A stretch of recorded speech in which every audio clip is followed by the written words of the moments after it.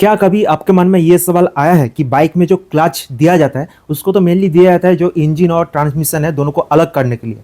But उसके बाद भी जब हम बाइक को डबल स्टैंड में खड़ा करते हैं, इंजन को स्टार्ट करके बाइक को गियर में डालते हैं, बट क्लच को प्रेस करके रखते हैं, तब भी हमारा जो रियर व्हील है वो स्पिन करता है। ऐसा क्यों होता है? हम लोग तो क्लच को प्रेस करके रखे हैं तो हिसाब से इंजन अलग होना चाहिए ट्रांसमिशन से, तो यहाँ पे रियर व्हील क्यों स्पिन कर रहा है? तो चलिए आज इसी जो मिस्ट्री है इसको सॉल्व करते हैं। तो इस रहस्य को सुलझाने के लिए सबसे पहले आपको समझना पड़ेगा कि एक क्लच कैसे वर्क करता है। तो ये है एक बाइक का क्लच, टोटल एक क्लच असेंबली है और ये एक स्लीपर क्लच है। क्लच स्लीपर क्लच हो चाहे नॉन स्लीपर क्लच हो उससे कुछ फर्क नहीं पड़ता है। जो हमारा क्लच का वर्किंग है दोनों में ही सेम होता है और जो मेन पार्ट्स है क्लच के अंदर, क्लच असेंबली के अंदर, वो भी सेम ही होता है। तो सबसे पहले ये जो क्लच असेंबली है ये इंस्टॉल होता है क्लच हब के अंदर। तो आप थोड़ा शुरू से देखते हैं। बाइक में जो पावर प्रोड्यूस होता है वो आता है क्रैंकशैफ्ट में और क्रैंकशैफ्ट के साथ जुड़ा रहता है ये जो गियर आप देख पा रहे हैं और ये गियर डायरेक्ट रोटेट करता है जो क्लच हब है।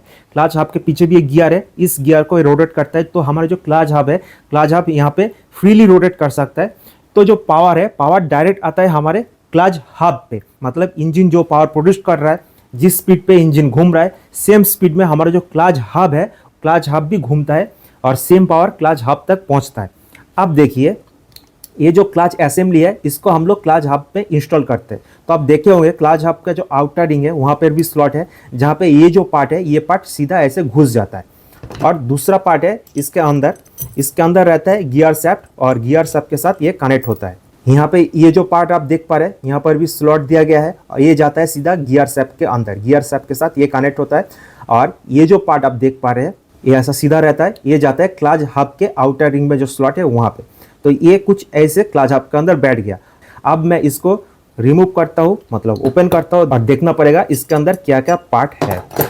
चाहे वो बाइक हो चाहे वो गाड़ी हो, उसमें अगर क्लच है तो मेनली उसमें 4 कंपोनेंट आपको दिख ही जाएगा। एक हो गया क्लच सेंटर, दूसरा हो गया प्रेशर प्लेट, तीसरा चौथा हो गया क्लच प्लेट्स, तीसरा है क्लच प्लेट ड्राइव, चौथा है क्लच प्लेट ड्रिवन। ये दोनों ही क्लच प्लेट है, ये इस बात को आपको ध्यान रखना है। तो क्लच के अंदर जो मेन कैरेक्टर है वो है ये क्लच प्लेट्स और इनमें से अगर मैं बात करूं तो ये क्लच प्लेट ड्राइव और क्लच प्लेट ड्रिवन। तो यहाँ पे मैं क्लच सेंटर और प्रेशर प्लेट दोनों को हटा देता हूँ क्योंकि देखा जाए तो ये एक ही पार्ट है। ये दोनों कुछ इस तरह से जुड़ा रहता है और यहाँ पे बोल्ट के साथ कनेक्टेड रहता है। तो बेसिकली ये एक ही पार्ट हो गया। कनेक्ट बोल्ट के साथ जुड़ने के बाद ये घूमेगा तो एक ही डायरेक्शन में घूमेगा, दोनों अलग अलग बिहेव नहीं करेगा। तो इसको मैं साइड कर देता हूँ। आप ध्यान दीजिए इस दो मेन पार्ट के अंदर। तो जब मैं बताया था कि क्लच को जब क्लच हब के अंदर इंस्टॉल किया जाता है तो ये जो पोर्ट है, ये जो पोर्शन है, ये क्लच हब के आउटर रिंग के स्लॉट में घुसता है। तो क्लच हब जब घूमेगा तो ये जो प्रेशर प्लेट ड्राइव है ये भी घूमेगा। तो क्या हुआ, इंजन में जो पावर प्रोड्यूस हो रहा था वो पावर डायरेक्ट आके पहुंचा है हमारा जो क्लच प्लेट ड्राइव है। तो अभी आपको समझ में आ गया होगा कि इसको क्यों क्लच प्लेट ड्राइव कहा जाता है। जैसे हमारा चेन स्पॉकेट है, चेन स्पॉकेट में भी 2 पार्ट होता है। जो पीछे वाला व्हील के साथ कनेक्टेड रहता है उसको व्हील चेन स्पॉकेट कहा जाता है और इंजन साइड में गियर शैफ्ट के साथ जो कनेक्टेड रहता है उसको ड्राइव चेन स्पॉकेट कहा जाता है क्योंकि वो ड्राइव करता है, वही चलाता है, वही घुमाता है। तो सेम उसी रीजन से ये जो क्लच प्लेट्स है इसको ड्राइव प्लेट कहा जाता है क्योंकि आफ्टर ऑल इंजन में जो पावर प्रोड्यूस हो रहा है वो डायरेक्ट पहुंच रहा है इस प्लेट में, इस ड्राइव प्लेट में। सो हमारा जो पावर है वो पावर पहुंच चुका है हमारा क्लच प्लेट ड्राइव तक और इसके बाद जो पावर का कनेक्शन है वो कट गया। अभी इसको साइड कर देते हैं। अब आगे देखिए, ये है क्लच प्लेट ड्रिवन। ड्रिवन मतलब ये हो गया ड्राइव, ये घुमाता है, और ये हो गया ड्रिवन, इसको घुमाया जाता है। तो इसको कैसे घुमाया जाता है उसमें बाद में आता है। ये घूमने के बाद क्या होता है उस पर ध्यान देते हैं। ये हो गया क्लच सेंटर। क्लच सेंटर में कुछ इस तरह से ये फिट बैठता है। तो आप देख पा रहे हैं यहाँ पे ये जो टीथ है और यहाँ पे जो स्लॉट है इसमें ये कनेक्ट हो गया। तो अगर ये क्लच प्लेट ड्राइव अगर घूमने का कोशिश करेगा तो ये टोटल हमारा क्लच सेंटर है, ये टोटल क्लच सेंटर इसमें घूमेगा। साथ ही साथ हमारा जो प्रेशर प्लेट है वो भी कनेक्टेड रहेगा। तो ये जो प्रेशर प्लेट है ये भी घूमेगा।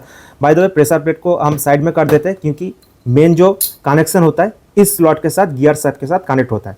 तो अभी आपको समझ में आ गया होगा कि क्लच प्लेट ड्राइव घूमेगा तो क्लच सेंटर भी घूमेगा, क्लच सेंटर घूमेगा तो हमारा जो ड्राइव शैफ्ट है वो भी घूमेगा क्योंकि ड्राइव शैफ्ट इसके साथ कनेक्टेड रहता है। तो अब बारी आता है क्लच प्लेट ड्राइव और क्लच प्लेट ड्रिवन इस दोनों में कनेक्शन करने का क्योंकि पावर इसमें से इसके अंदर ड्राइव होगा। तो अभी इस दोनों को कनेक्शन कैसे दिया जाए, ये दोनों काम करता है फ्रिक्शन पे, मतलब घर्षण पे। तो इस दोनों में अगर कनेक्शन देना है तो सिंपली क्या करना है, इस दोनों को आपस में जोड़ के प्रेस करना है। जब ये प्रेस करेगा तभी फ्रिक्शन बढ़ जाएगा और ये क्या होगा, दोनों एक ही पार्ट के हिसाब से, मतलब एक ही पार्ट जैसा दोनों बिहेव करेगा, ये बीच में स्लिप नहीं होगा। तो अभी सिर्फ एक ड्राइव प्लेट और एक ड्रिवन प्लेट रहेगा और बाइक का जो पावर है वो बहुत ज़्यादा है, बाइक का वेट ज़्यादा है, बाइक का लोड ज़्यादा है, तो उस हिसाब से ये दो स्लिप करेगा। इसको मिनिमाइज करने के लिए इंट्रोड्यूस किया गया एक multiple set of clutch plates, एक ड्रिवन एक ड्राइव, एक ड्रिवन एक ड्राइव करके टोटल यहाँ पे जो 10 क्लच प्लेट है, 10 क्लच प्लेट को एक साथ कॉम्बाइन करके एक टोटल क्लच असेंबली बनाया गया है। अभी देख पा रहे हैं टोटल क्लच हमारा सेट बन गया, एक ड्राइव प्लेट है और एक ड्रिवन प्लेट है। अभी इसको टोटल एक साथ प्रेस करेंगे तो यहाँ पे फ्रिक्शन 5 गुना ज़्यादा होगा, क्योंकि पहले एक ड्राइव प्लेट एक ड्रिवन प्लेट को हम लोग लिए थे और उसको प्रेस किए थे, तो यहाँ पे जितना फ्रिक्शन क्रिएट होगा, यहाँ पे 5 ड्राइव प्लेट और 5 ड्रिवन प्लेट हुआ है तो 5 गुना ज़्यादा फ्रिक्शन यहाँ पे क्रिएट होगा। तो आप समझ पा रहे हैं ड्रिवन प्लेट से ड्राइव प्लेट तक आराम से पावर ड्राइव करके पहुँच जाएगा हमारा गियर शाफ्ट तक। तो अभी क्या काम बचा, अभी काम यही बचा कि ये दोनों को एक साथ प्रेस करके रखना है ताकि बाइक चलने के बाद, इंजन चलने के टाइम पे ये स्लिप ना हो जाए। तो इसको प्रेस करने के लिए बनाया गया है क्लच सेंटर को। क्लच सेंटर के ऊपर इसको बैठा दीजिए, ये बैठ गया टोटल क्लच सेंटर के ऊपर, मान लीजिए बैठ गया, मैं बैठा नहीं हूँ। और बैठाने के बाद इसको देना है प्रेशर, तो इसीलिए ये जो प्लेट है इसको कहा जाता है प्रेशर प्लेट। इसको इस तरह से बैठा के बोल्ट से कसना पड़ता है दोनों को एक साथ, तभी क्या होगा, ये जो क्लच प्लेट ड्राइव और क्लच प्लेट ड्रिवन है दोनों एक साथ बैठ जाएगा। तो इसीलिए ये जो पीछे वाला प्लेट है इसका नाम दिया गया है प्रेशर प्लेट। तो अभी मैं थोड़ा इसको असेंबल कर लेता हूँ ताकि फर्दर आपको समझाने में थोड़ा इजी रहे। और उसके ऊपर एक प्लेट लगा के इसको टोटल एक साथ ऐसे कनेक्ट कर दिया जाएगा। तो ये हो गया एक कॉम्पैक्ट सिंगल पार्ट।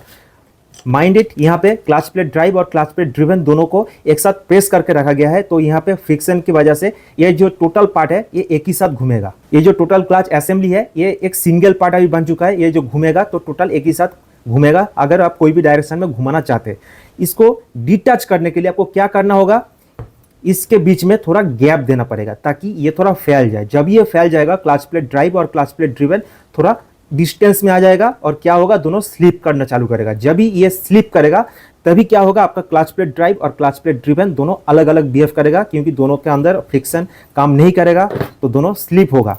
और दोनों स्लिप होने से क्या होगा, इंजन से अगर पावर आ रहा है हमारा ड्राइव प्लेट तक तो वो पावर ड्रिवन प्लेट तक नहीं पहुंचेगा, और ड्रिवन प्लेट में अगर व्हील से पावर आ रहा है डायरेक्ट तो वो इंजन में नहीं पहुंचेगा, मतलब ड्राइव प्लेट तक नहीं पहुंचेगा। होपफुली मैं आपको समझा पाया हूं कि क्लच के अंदर क्या होता है और वो कैसे काम करता है। मुझे पता है अभी आपके मन में सवाल यही आ रहा है कि इसको तो प्रेस करके रखा जाता है तो ये तो एक ही पार्ट हिसाब से काम करता है, तो इसको अलग करने के लिए क्या किया जाता है।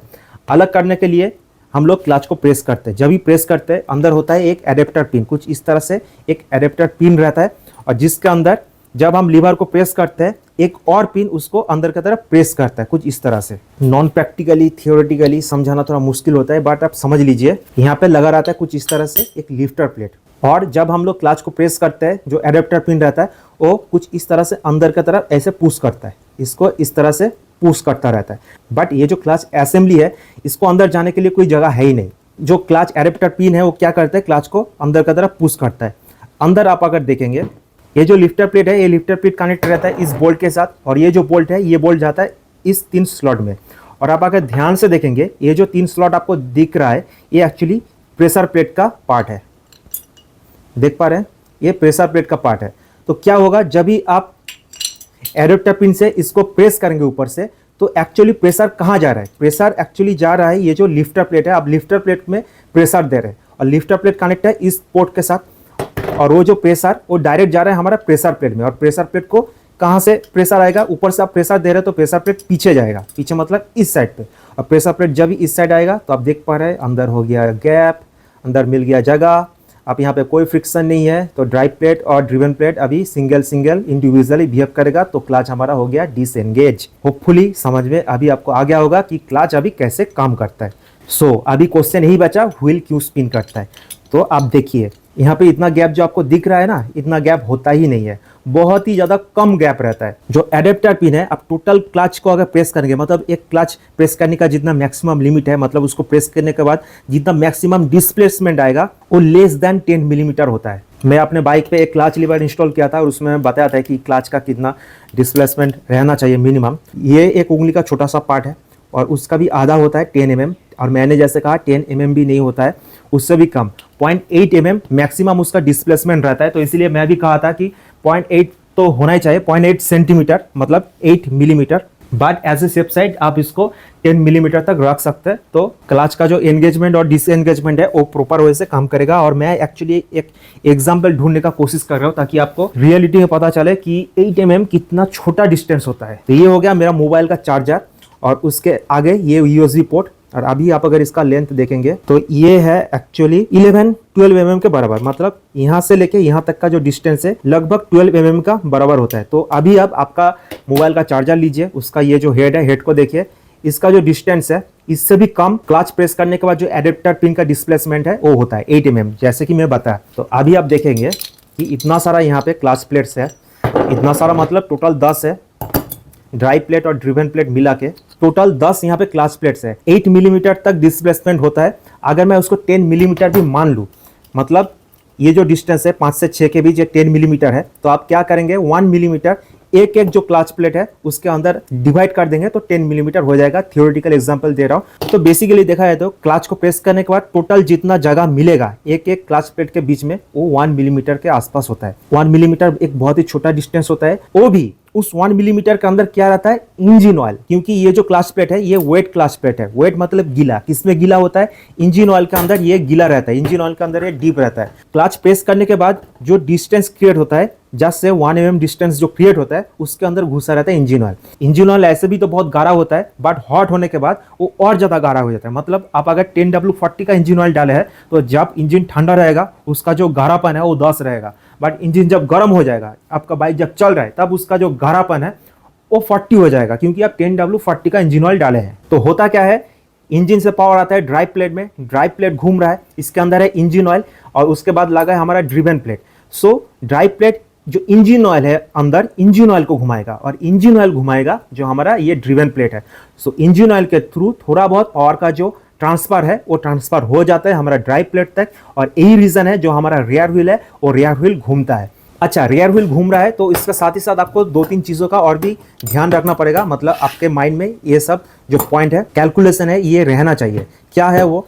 सबसे पहला चीज़ मैं मान के चलता हूँ, आपका जो क्लच का एडजस्टमेंट है, मतलब क्लच केबल का जो एडजस्टमेंट है वो प्रॉपर है, एकदम सही तरीके से किया गया है। उसके बाद अगर आपका रियर व्हील घूम रहा है तो इसका एक इंडिकेशन है कि आपका रियर व्हील एकदम फ्री है, बहुत बढ़िया है, उसका बियरिंग बराबर काम कर रहा है, लुब्रिकेशन सही है, आपका चेन का एडजस्टमेंट सही है। उस केस में रियर व्हील अगर घूम रहा है तो इट इज़ परफेक्टली फाइन, उसमें कोई प्रॉब्लम नहीं है। और दूसरा पॉइंट ये है कि रियर व्हील आपका घूम रहा है, और इसका रीज़न ये भी हो सकता है कि जो क्लच का एडजस्टमेंट है वो सही ढंग से नहीं हुआ है, मतलब जितना गैप इसमें होना चाहिए इस दोनों के बीच उतना गैप नहीं मिला है, उससे कम गैप मिला है। मतलब जो क्लच केबल का एडजस्टमेंट है वो सही ढंग से नहीं हुआ है, तो इसलिए इंजन में जो पावर प्रोड्यूस हो रहा है वो डायरेक्टली ड्राइव प्लेट से ड्रिवन प्लेट तक ट्रांसफर हो रहा है। इस चीज़ को आप थोड़ा प्रैक्टिकली समझिए। जो विस्कस कपलिंग या फिर फ्लूइड कपलिंग है उससे जो पावर का ट्रांसमिशन होता है इंजन से रियर व्हील तक, वो सिर्फ रियर व्हील को हवा में ही घुमा सकता है, उससे ज़्यादा औकात नहीं है। मैं अगर बाइक को नीचे उतार लूँ डबल स्टैंड से तो आप देखेंगे बाइक अपनी जगह पे ही खड़ा है, ये आगे नहीं जाएगा, क्योंकि बाइक को आगे धक्का मारने के लिए जितना पावर चाहिए उतना पावर है ही नहीं, उतना पावर ट्रांसमिट नहीं हो रहा है। बट यहीं पे मैं अगर मेरा क्लच का सेटिंग थोड़ा बिगाड़ दूँ, मतलब क्लच प्रेस करने के बाद भी जो क्लच प्लेट्स है वो टोटल डिसएंगेज नहीं होगा, इस केस में क्या होगा, सेम रियर व्हील हवा में स्पिन होगा, बट जब भी मैं बाइक को डबल स्टैंड से नीचे उतारूंगा तो बाइक क्या होगा, धीरे धीरे आगे की तरफ मूव करने की कोशिश कर रहा है। मैं यहाँ पे क्लच को प्रेस करके रखा हूँ, फिर भी बाइक आगे की तरफ मूव हो रहा है, क्योंकि अभी बाइक को आगे तरफ मूव करने के लिए जितना पावर चाहिए उतना पावर ट्रांसमिट हो रहा है रियर व्हील तक, क्योंकि क्लच यहाँ पे टोटल डिसएंगेज नहीं हुआ है, एंड इसलिए बाइक को अभी इतना पावर मिल रहा है कि वो आगे तरफ खुद के खुद मूव कर सकता है मैं क्लच को प्रेस करने के बाद भी। सो दैट्स इट, इस वीडियो में इतना ही। अगर आपका कोई क्वेश्चन है, फीडबैक है, तो कमेंट बॉक्स आपके लिए ओपन है, और क्लच के रिलेटेड दूसरा वीडियोस आप अगर देखना चाहते हैं तो आपके स्क्रीन पे जो आप वीडियोस आ रहे हैं आप उस लिंक को चेकआउट कर सकते हैं। तो मिलते हैं आपसे उसी वीडियोस पे, टिल देन स्टे ट्यून्ड।